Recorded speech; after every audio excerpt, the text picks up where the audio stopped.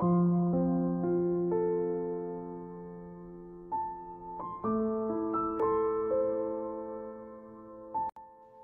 semakin larut seiring hingar-bingar pesta di dalam gedung itu terhenti.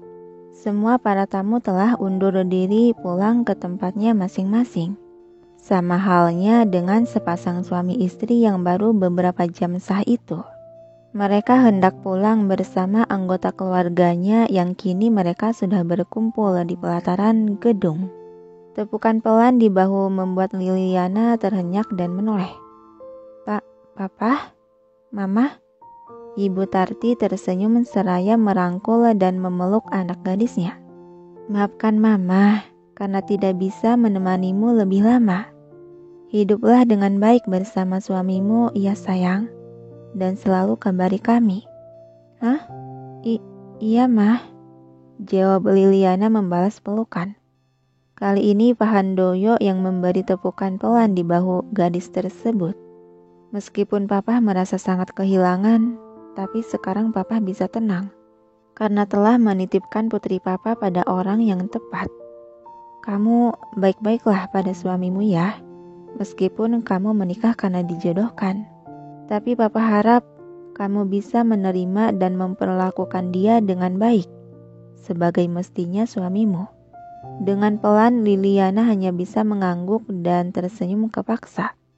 "Maafkan aku, Pak. Aku tidak bisa berjanji untuk memperlakukan dia layaknya suamiku." Batinnya sudah bertekad akan rencananya. "Kalau begitu, kami akan kembali ke kampung halaman. Jagalah dirimu baik-baik, sayang," kata Ibu Tarti seraya melepaskan pelukan dan memberi usapan lembut di pipi anak gadisnya yang sudah memerah sendu. Kalian juga," Liliana menanggapi dengan anggukan dan kedua mata mulai memerah berkaca-kaca.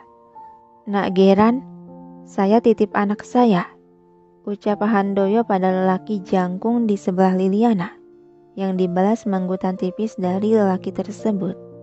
"Tentu saja. Tapi, apa kalian yakin tidak mau menginap saja di tempat kami?" Gelengan kepala Pak Handoyo sebagai jawaban tidak.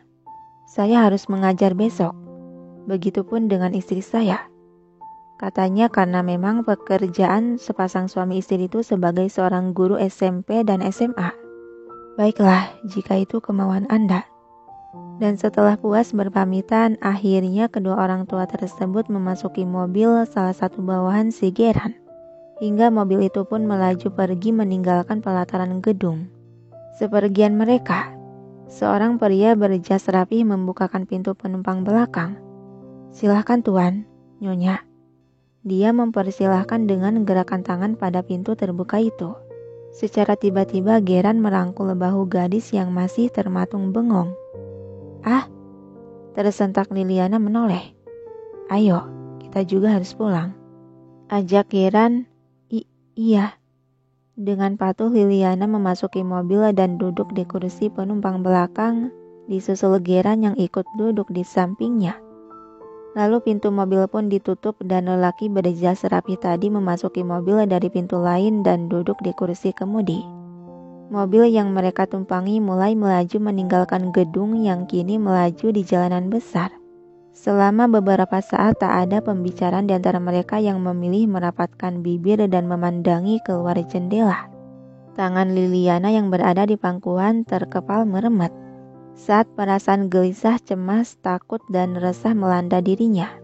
Pikiran dia telah melayang memikirkan apa yang harus dilakukannya agar terhindar dari hubungan intim suami istri. "Sepertinya kau sudah mengantuk. Kau bisa memejamkan matamu sejenak. Nanti kubangunkan jika sudah sampai," tutur Geran melirik gadis di sebelahnya yang terdiam saja. "Tanpa kamu bilang pun, kalau ngantuk sudah pasti langsung menutup mata," sahutan ketus Liliana masih dengan posisinya memalingkan muka menatap ke jendela. Sudut bibir Geran terangkat membentuk senyuman. "Tapi sepertinya meskipun mengantuk kau tetap tidak menutup mata.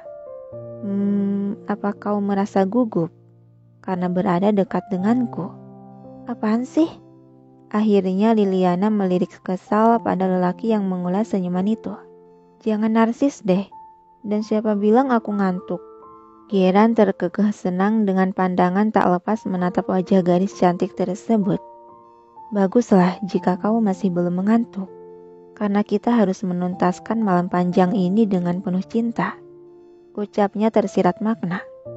Yang seketika Liliana tercekat dan sadar akan ancaman malam yang sedari tadi dipikirkannya. Sontak dia memalingkan muka lagi ke jendela. Kenapa harus diingetin lagi sih? Apa aku kabur saja ya? Batin Liliana. Sedangkan Geran yang melihat gadis itu terdiam lagi, seringayan tipis terbersit di bibirnya dan bergumam pelan. Sungguh menggemaskan. Sampai beberapa saat kemudian, beberapa mobil hitam mewah perlahan melambat dan terparkir di pelataran rumah megah dan mewah. Silahkan tuan. Seorang pria berjas rapi yang sebagai asisten pribadinya membukakan pintu penumpang belakang. Hingga turunlah Geran disusul oleh Liliana dari dalam mobil tersebut. Ini di mana?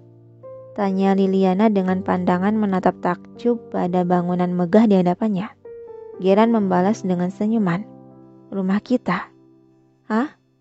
Tak percaya Liliana sampai tak bisa berkata-kata lagi. Aku tahu kalau dia orang kaya, tapi tak kusangka kekayaan dia akan di level ini. Mari masuk. Ajak Geran yang walau ragu Liliana mengikuti langkah lelaki tersebut yang membawanya menuju pintu kembar utama rumah itu. Selamat datang tuan dan nyonya. Sapaan ramah para pelayan yang sudah berjejer di depan pintu menyambut kedatangan mereka. Bahkan pekerjanya pun bukan main banyaknya. Batin Liliana dibuat terkejut bengong lagi. Tuan, kata Liam sang sekretaris. Lalu berbisik yang entah membisikkan apa yang dibalas menggutan oleh Geran. Kita bicarakan di ruanganku. Kemudian Geran melirik pada gadis yang sudah sah menjadi istrinya. Antarkan istriku ke kamar. Baik tuan, jawab seseorang dengan sikap hormat. Kamu duluanlah ke kamarmu, aku akan menyusul, kata Geran yang ditanggapi manggutan tipis dari Liliana. Lalu barulah Geran berlalu pergi bersama sekretarisnya yang bernama Liam. Diakah wanita yang menjadi nyonya kita? Cantik sekali. Iya, aku baru pertama kali melihat kecantikan yang begitu sempurna seperti ini. Benar, aku yang sebagai wanita saja langsung jatuh cinta pada pandangan pertama. Pantas saja tuan langsung terburu menjemputnya.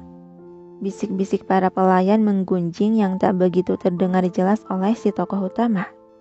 Sepertinya mereka lagi ngomongin aku deh. Ya wajar juga sih, karena aku orang asing yang tiba-tiba menjadi bagian dalam rumah ini. Sudah pasti mereka bertanya-tanya dan merasa aneh. Batin Liliana menatap pada jajaran para pelayan yang masih menundukkan kepala hormat.